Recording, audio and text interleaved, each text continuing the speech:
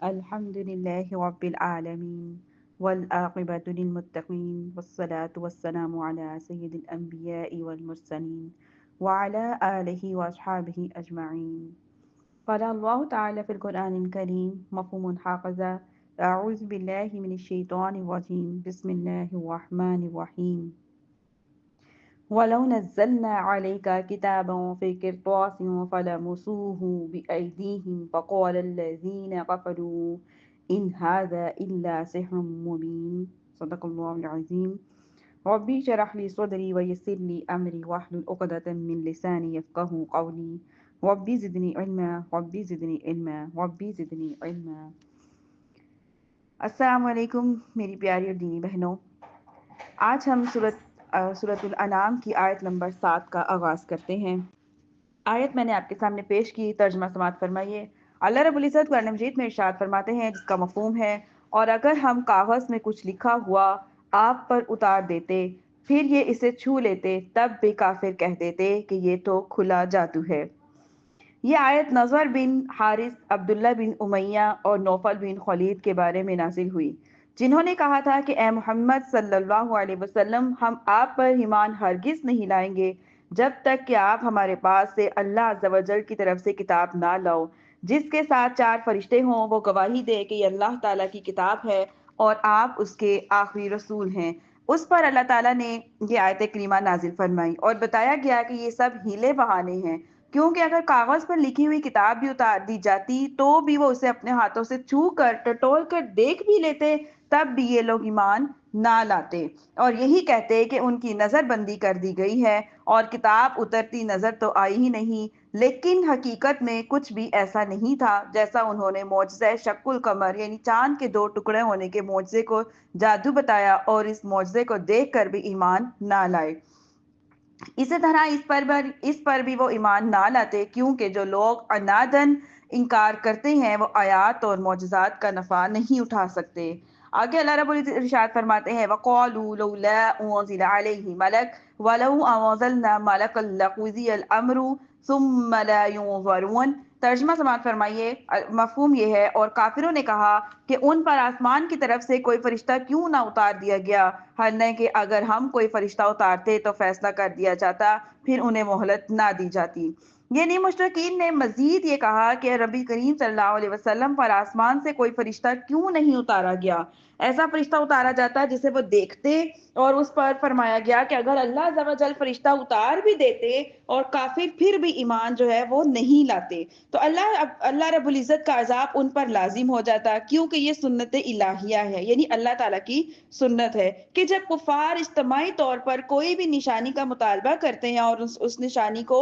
ظاہر ہو جانے کے بعد بھی وہ ایمان نہیں لاتے تو ان پر عذاب واجب ہو جاتا ہے اور وہ ہلاک کر دیے جاتے ہیں. جیسا کہ ہم پریویس قوموں کے بارے میں پڑھ چکے ہیں، پہلے بھی ہم یہ بات پڑھ چکے ہیں کہ جو قومیں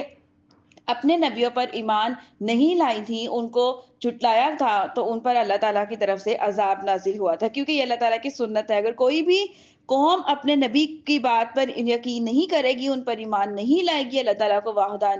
واحد نہیں مانے گی، تو اللہ رب العزت پھر کیا کریں گے؟ معجزات کو دکھا کر وہ معجزات جن کا وہ مطالبہ کرتے تھے، وہ معجزات کو دیکھنے کے باوجود ایمان نہیں لائیں گے تو اللہ تعالیٰ کی طرف سے کیا جائے گا؟ عذاب آ جائے گا. جب کفار اجتماعی طور پر کوئی نشانی طلب کرے اور اس نشانی کے ظاہر ہونے کے باوجود ایمان نہ لائے تو عذاب واجب ہو جاتا ہے اور وہ ہلاک کر دیے جاتے ہیں. چنانچہ اگر کافروں کا مطالبہ پورا کر دیا جاتا تو پھر بھی وہ ایمان نہ لاتے اور انہیں ایک لمحے کی بھی مہلت نہ ملتی اور ان سے عذاب مؤخر نہ کیا جاتا. اچھا، یہاں پہ ایک سوال پیدا ہوتا ہے. سوال یہ پیدا ہو رہا ہے کہ نشانیاں پوری ہونے کے باوجود بھی کفار مکہ میں عذاب نازل کیوں نہیں ہوا؟ یاد رکھیں ایک بات کہ کافروں نے ایسے فرشتوں کے اترنے کا مطالبہ کیا تھا جو ان کافروں کو بھی نظر آئے اور اسی کا رد کیا گیا تھا، ورنہ حضور اقدس صلی اللہ علیہ وسلم پر ایک کیا بہت سے فرشتے نازل ہوتے تھے اور بعض اوقات وہ فرشتے انسانی شکل میں بھی حاضر ہو جایا کرتے تھے، جنہیں صحابہ کرام رضوان اللہ اجمعین بھی دیکھا کرتے تھے. اور ان کفار کا مطالبہ یہ تھا کہ فرشتہ اپنی اصل صورت میں آئے اور ہم اسے اس کی جو ایکچوئل اس کی جو صورت ہے اس صورت میں کفار دیکھنا چاہتے تھے. یہاں ایک سوال یہ بھی پیدا ہوتا ہے کہ کفار نے بہت سی نشانیاں طلب کی جو پوری بھی ہوئی. جیسے کہ کفار نے کہا کہ چاند کے 2 ٹکڑے کیے جائیں تو نبی کریم صلی اللہ علیہ وسلم نے چاند کے 2 ٹکڑے کر کے دکھائے اور اس کے بعد بھی وہ لوگ ایمان نہیں لائے. تو ایسی صورت میں آیت میں بیان کردہ حکم کے مطابق تو سب کو ہلاک کر دیا جانا چاہیے تھا, لیکن کیا ہے ایسا نہیں ہوا. اور تو آیت کا مطلب کیا ہے؟ تو آیت کا مطلب یہ ہے یا پھر کیا ہے کہ ان معجزات کو دکھائے جانے کا مطلب کیا ہے؟ اس کا مطلب یہ ہے کہ نبوت پر دلالت کرنے والی نشانیاں جو ہے وہ 2 طرح کی ہوتی ہیں. ایک ہوتی ہے عام نشانی اور ایک ہوتی ہے خاص نشانی. عام نشانی وہ ہوتی ہے کہ جس کا تمام لوگ مطالبہ کریں یا کوئی بھی یا سب مطالبہ تو نہ کریں لیکن اس کا مشاہدہ سب کر لیں کہ سارے لوگ ایک ہی چیز کا مطالبہ کر رہے ہیں, یہ سب کی اجتماعی بات ہو رہی ہے, ٹھیک. لیکن اگر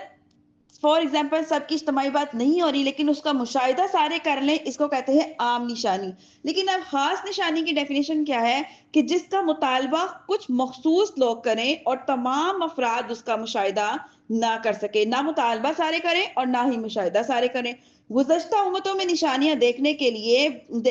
دیکھ لینے کے بعد ایمان نہ لانے کی صورت میں عذاب نازل ہونے میں اللہ تعالیٰ کا طریقہ یہ رہا تھا کہ عام نشانی تھی, یعنی جس میں سب عام اور خاص شریک ہو جائیں. اسے پورا کرنے کے بعد ایمان نہ لانے کی صورت میں عذاب نازل فرماتا, جبکہ خاص نشانی پورا ہونے کے بعد ایمان نہ لانے کی صورت میں عذاب نازل نہیں ہوتا تھا, کیونکہ وہ چند لوگوں کی بات تھی, اجتماعی بات نہیں تھی بلکہ خاص تھی. کہ چاند وہ کیا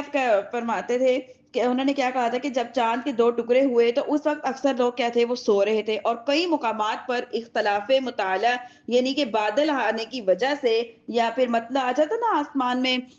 تھوڑی فوگ ہو جاتی ہے یا اسی وجہ سے ہم آسمان کو کلیئر نہیں دیکھ پاتے ہیں. چاند کے 2 ٹکڑے, اس وجہ سے چاند کے جو 2 ٹکڑے ہوئے تھے وہ کلیئر طور پہ نظر نہیں آئے تھے, اس لیے مطالبہ کرنے والوں پر عذاب جو ہے وہ نازل نہیں ہوا تھا. اور ویسے بھی چاند کا جو مطالبہ انہوں نے کیا تھا وہ کچھ لوگوں نے کیا تھا, پورے کے پورے مکہ والوں نے نہیں کیا تھا. آگے دیکھیے کیا فرما رہے ہیں, وَلَوْ جَعَلْنَاهُ مَلَكًا لَجَعَلْنَاهُ رَجُلًا وَلَلَبَسْنَا عَلَيْهِمْ مَا يَلْبِسُونَ. ترجمہ سماعت فرمائی, مفہوم یہ ہے کہ اگر ہم نبی کو فرشتہ بنا دیتے تو بھی اسے مرد ہی بناتے اور ان پر وہی شبہ ڈال دیتے جس میں اب پڑے ہو. یہ ان کفار کا جواب ہے جو نبی علیہ الصلوۃ والسلام کو کہا کرتے تھے کہ یہ ہماری طرح بشر ہیں, یعنی کہ انسان ہیں, اور اسی پاگل پن میں جو ایمان سے محروم رہتے تھے کہ انہیں بس یہی گھمنڈ تھا کہ یہ ہماری طرح ہے. تو پھر بس اس طرح کی سوچ کی وجہ سے وہ کیا ہے, ایمان سے محروم ہو گئے. انہیں انسانوں میں سے رسول مبعوث فرمانے میں حکمت بتائی جا رہی ہے کہ ان سے نفع حاصل کرنے, تعلیم نبی سے فیض اٹھانے کی یہی صورت رہی ہے کہ نبی بصورت بشرا میں جلوہ گر ہوں, یعنی انسانی شکل میں, کیونکہ فرشتے کو اس کی اصلی صورت میں دیکھنے کے لیے یہ لوگ تاب نہ لا سکتے تھے. فرشتے ایک نور ہیں جنہیں ہم آنکھ سے نہیں دیکھ سکتے, انہیں دیکھنے کے لیے بھی بہت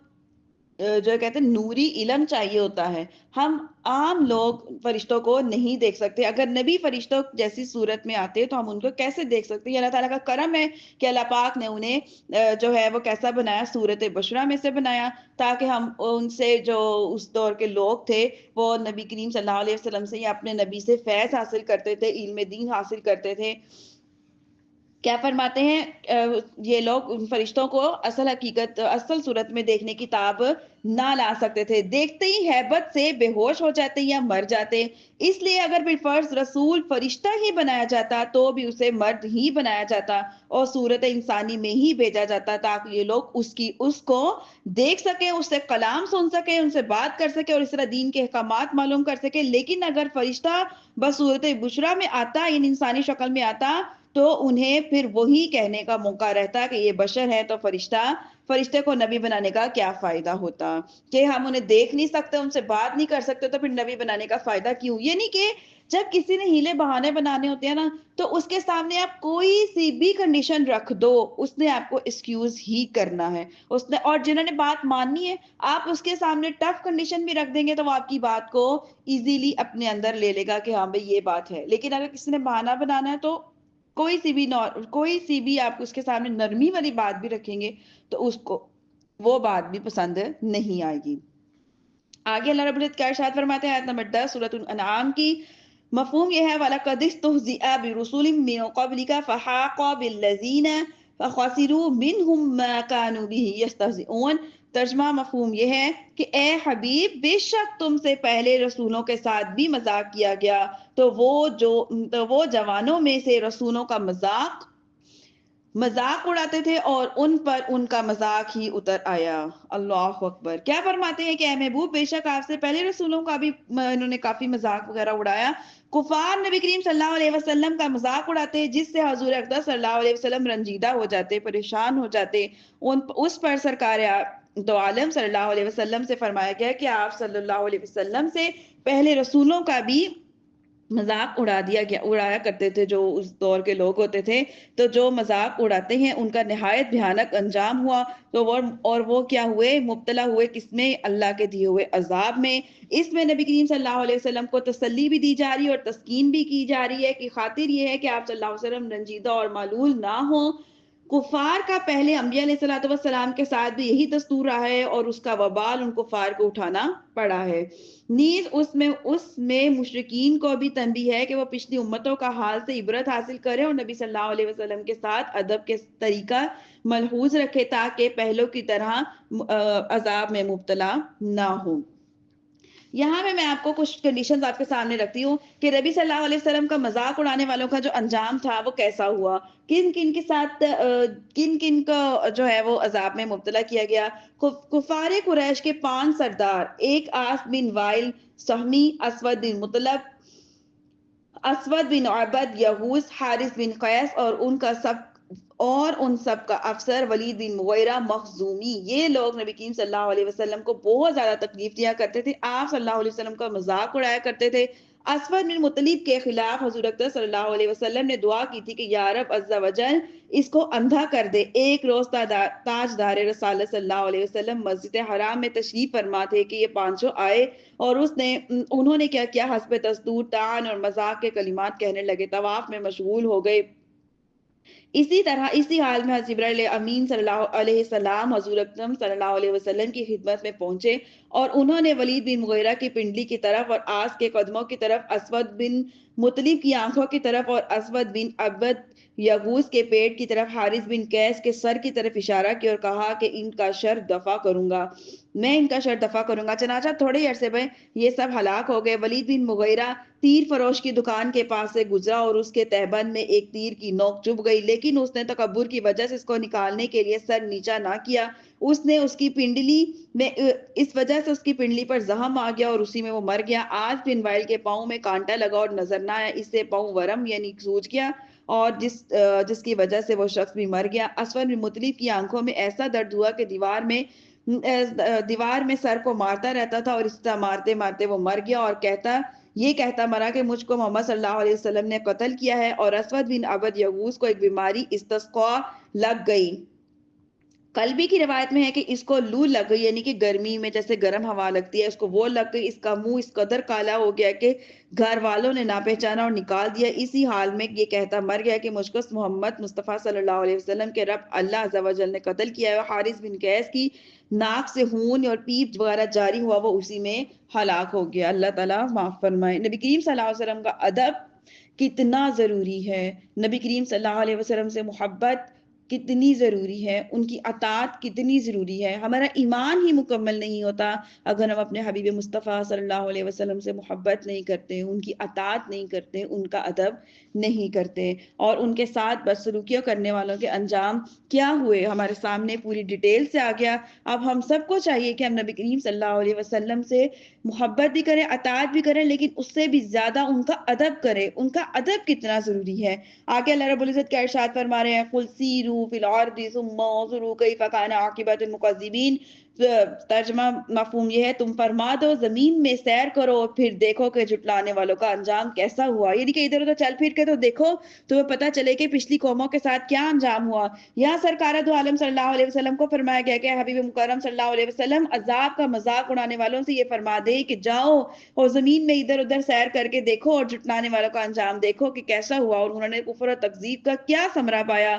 یہاں زمین سے مراد وہ زمین ہے جہاں پچھلی قوموں پر عذاب آیا اور اب تک وہاں ابھی بھی وہاں پہ جو بستیاں ہیں وہ اجڑی ہوئی موجود ہیں، اور سیر کا یہ حکم ترغیب کے لیے تھا، نہ کہ وجوب کے لیے، جبکہ اب حکم کیا ہے کہ ان بستیوں میں نہ جایا جائے، اللہ تعالیٰ نے منع فرمایا ہے کیونکہ وہ عذاب کی جگہ ہیں۔ لیکن اگر عبرت کے لیے جانا ہے تو پھر جاؤ اور دیکھو، اور اللہ تعالیٰ کا خوف دل میں رکھو کہ اللہ تعالیٰ جو ہیں وہ جب عذاب کی طرف آتے ہیں تو سخت عذاب ہوتا ہے، اور جن وجوہات کی وجہ سے عذاب آتا ہے ان وجوہات میں سے دیکھو کہ کیا ہماری کوئی بھی چیز کفار سے ایسی ویسی ملتی جلتی تو نہیں ہے جس کی وجہ سے کہ وہ عذاب کے مستحق ہو گئے، جس کی وجہ سے کہ انہیں عذاب آیا، یا پھر کوئی ایسی بات تو ہمارے اندر نہیں پائی جاتی جو اللہ اور اس کے محبوب کی ناراضگی کا سبب بنے، یا ایسی بات ہمارے اندر تو نہیں پائی جا رہی جو اللہ اور اس کے محبوب صلی اللہ علیہ وسلم کو ہم سے اور ہمیں ان سے دور کرنے والی ہو۔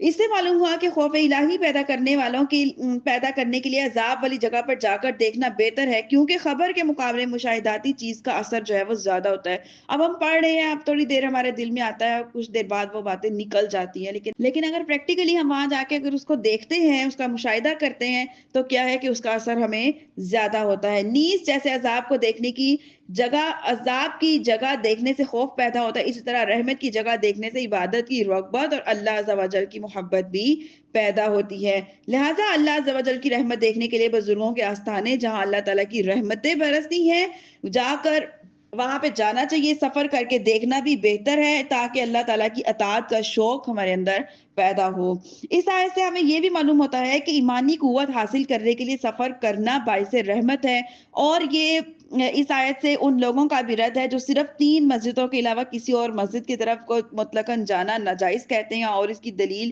اور اس آیت کو دلیل کے طور پہ بھی پیش کیا جاتا ہے، اور یہ حدیث پیش کرتے ہیں کہ حضرت ابو سعید خدری رضی اللہ عنہ سے مروی ہے کہ حضور اقدس صلی اللہ علیہ وسلم نے ارشاد فرمایا، ان 3 مسجدوں کے سوا کسی کی طرف کجاوے نہ باندھے جائیں، ایک مسجد حرام اور رسول اللہ صلی اللہ علیہ وسلم کی مسجد یعنی مسجد نبوی، اور تیسری مسجد اقصی۔ اس حدیث کا معنی ہے کہ ان مسجدوں کے علاوہ کسی اور مسجد کی طرف اس لیے سفر کر کے جانا کہ وہاں نماز کا ثواب زیادہ ہے، ممنوع ہے، کیونکہ ان کے علاوہ سب مسجدوں کے نماز پڑھنے کا ثواب برابر ہے۔ اگر اس حدیث کے یہ معنی کیے جائے کہ ان 3 مسجدوں کے علاوہ کسی اور مسجد کی طرف سفر کرنا حرام ہے، یا ان 3 مسجدوں کے علاوہ کہیں اور سفر کرنا جائز نہیں، تو یہ حدیث قرآن مجید کی اس آیات اور دیگر احادیث کے بھی خلاف ہوگی۔ نیز اس معنی کے حساب سے کہیں کا کوئی سفر کسی مقصد کے لیے جائز نہ ہوگا، مثلاً جہاد، طالب علم، تبلیغ دین، تجارت، سیاحت وغیرہ کسی کام کے لیے سفر جائز نہ ہوگا، یہ امت کے اجماع کے خلاف ہے، اور اس سے یہ بھی بات ثابت ہوتی ہے کہ سفر کر کے اللہ تعالیٰ کے محبوب بندوں کے اللہ تعالیٰ کے محبوب بندوں کے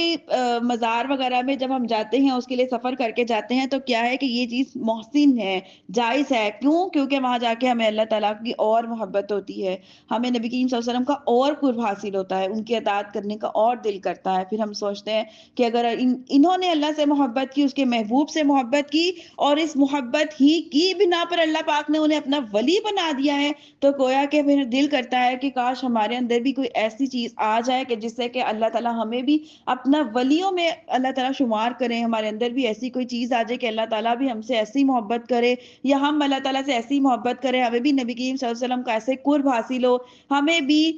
ہمارے اندر بھی کوئی ایک صفت ہی ایسی پیدا ہو جائے کہ جس سے کہ ہمیں یہ لگنے لگے کہ اللہ تعالیٰ تو ویسے تو ہم سے محبت کرتے ہیں، لیکن ضروری ہے کہ ہم اللہ تعالیٰ سے ایسی محبت کریں، ایسا قرب ہمارا اللہ تعالیٰ سے ہو کہ جس طرح سے ان سے محبت کرنے کا حق ہے، جس طرح سے ان سے قرب کرنے کا حق ہے، جس طرح سے ان کی اطاعت کرنے کا حق ہے، اور یہ ساری چیزیں ہمیں کب آتی ہیں؟ جب ہم اللہ والوں سے ملتے ہیں۔ وہ سنا ہے نا آپ نے، اللہ والے ہیں جو اللہ والوں سے ملا دیتے ہیں، کہ یہ بزرگان دین کی جو صحبت ہے، یہ ایسی صحبت ہوتی ہے کہ ہمیں اس سے قرب ملتا ہے اپنے اللہ اور اس کے رسول سے، ان کی محبت سے، ان کی اطاعت سے قرب ملتا ہے۔ اور جب ہم اس کے مخالف محفلوں میں جانا شروع کر دیتے ہیں تو کیا ہے، وہ اللہ اور اس کے رسول کی دوری کا سبب بن جاتے ہیں۔ اور پھر کبھی آزمائیے گا کہ واقعی ہمارے دل بھی تھوڑے تھوڑے جو ہے یہ جو عبادتوں سے غافل ہو کے دنیا داری کی طرف لگنا شروع ہو جاتے ہیں۔ لیکن جب ہم اللہ والوں کی محفلوں میں جاتے ہیں تو پھر کبھی آپ اس وقت بھی نوٹ کیجیے گا کہ ہمارا دل اپنے آپ اعمال کی طرف اعمال کو کرنے کی طرف ہمارا دل جاتا ہے اور ہم کوشش کرتے ہیں کہ ہم سے زیادہ اعمال ہوں، زیادہ تسبیحات ہوں، زیادہ خشوع و خضوع والی ہماری نماز ہو، زیادہ ہم اپنے قرآن کو پڑھنے والے ہوں، سمجھ کے پڑھنے والے ہوں، تجوید سے پڑھنے والے ہوں اور زیادہ زیادہ اس کی تبلیغ کرنے والے ہوں، ہمارے اولاد، ہمارے گھر کے جتنے افراد ہیں وہ سب اس چیز میں پختگی کی طرف آئیں، پھر ہماری سوچ بنتی ہے، ہماری جو رجحان بنتا ہے اور کیا ہوتا ہے کہ آہستہ آہستہ دین ہمارے اور زیادہ اندر آنا شروع ہو جاتا ہے اور کیا ہوتا ہے کہ اللہ تعالیٰ کی محبت اور اس کے نبی کا قرب اور محبت اور اطاعت ہمارے اندر آسانی سے آنا شروع ہو جاتے ہیں کیونکہ ہم نے بزرگوں کی صحبتوں کو جو ہے ان کی صحبتوں کو اپنایا ہوتا ہے، اس کی طرف رغبت کی ہوتی ہے۔ اللہ رب العزت سے دعا ہے اللہ پاک ہم سب کا جو ہے کہنے سنے زیادہ عمل کی توفیق عطا فرمائے۔